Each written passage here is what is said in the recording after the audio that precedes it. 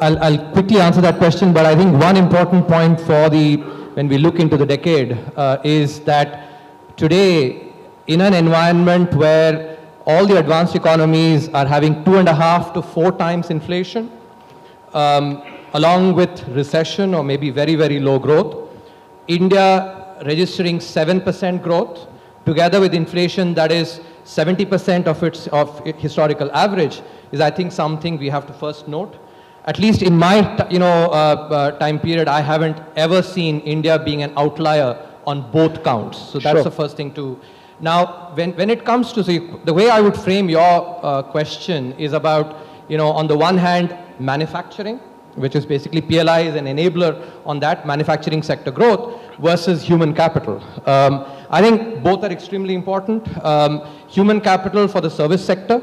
Manufacturing, you talked about the demographic dividend. And I think if we really need to be providing jobs for all the youth that we have, we do need manufacturing sector. For instance, many of us maybe live in gated communities. The people who come and do housekeeping, these folks could actually be going and working in a factory nearby, have a permanent job, and therefore, earn very well, and not suffer volatility of income.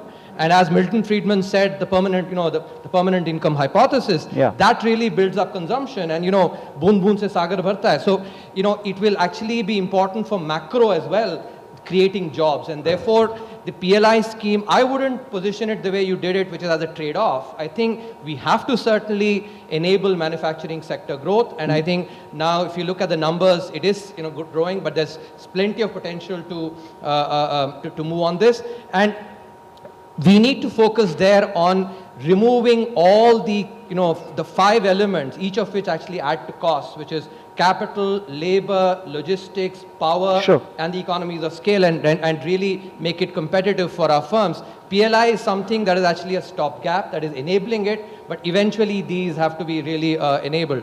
And at the same time, on the human capital, I think education and healthcare, the digitization that is happening, I think will really enable that. That is what will, enable a lot of service sector growth, because when manufacturing grows, services will also follow. And so I wouldn't frame this as an either or, it is an and. Right.